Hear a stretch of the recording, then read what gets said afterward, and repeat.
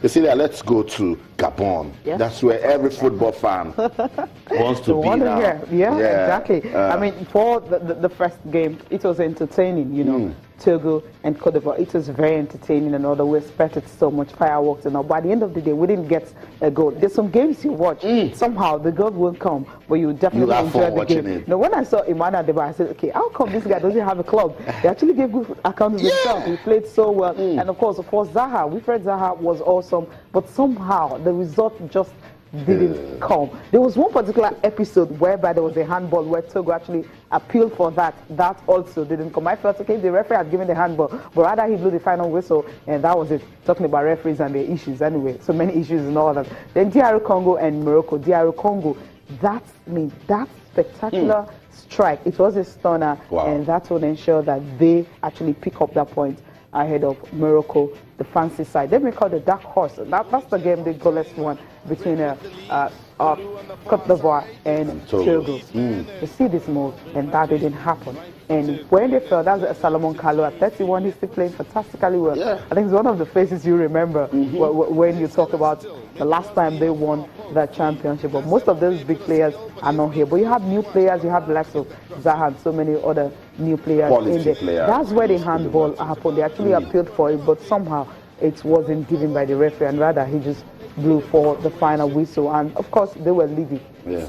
And Cecilia, nobody abandoned the game. Because errors are allowed in this life.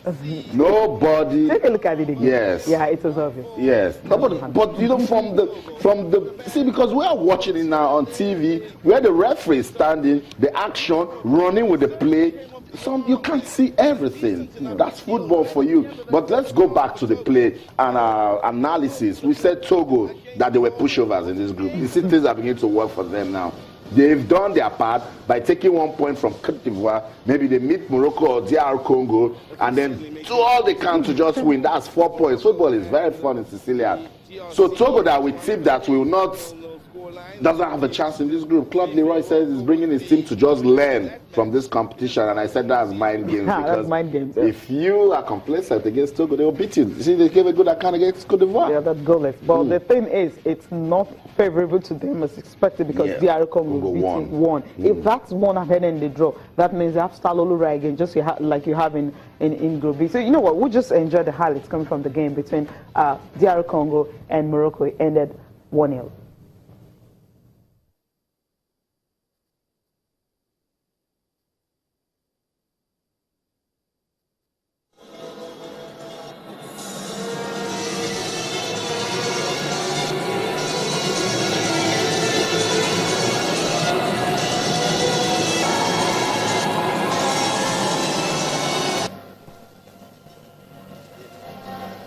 That said, the DRC were equally as impressive in a group that had themselves Central African Republic, Angola, a former mover and shaker on this continent, and Madagascar, finishing on 15 points in their group, 5 ahead of Central African Republic.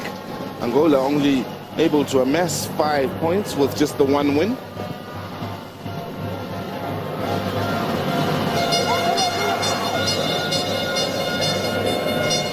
Very little separating these two sides now as we approach the hour. The ball in! Oh, it's come off the post and smashed home! Beautifully done in the reaction to find the opener. But the work done on the near side gives the Congolese fans reason to celebrate.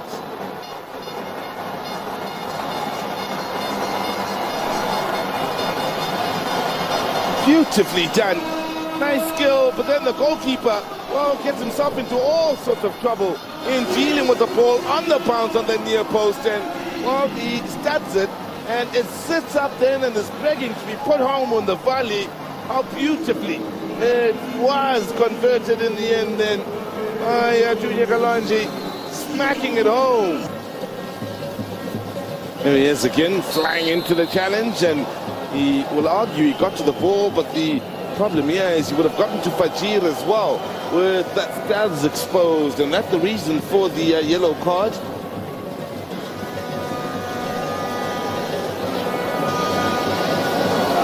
Now, he was already on a yellow, so he picks up another second yellow card.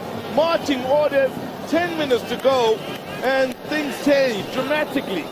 Well, comes up with a moment where he is skillful, he is determined, he is doing things right in the battle to try and get the DRC playing, loses out and flies in for this challenge. Already on a yellow card, takes out another in off the bench in Patir, I beg your pardon.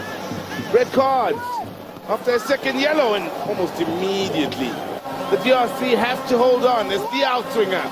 Decent ball in there. Second ball is theirs and is played back in. Wide of the mark.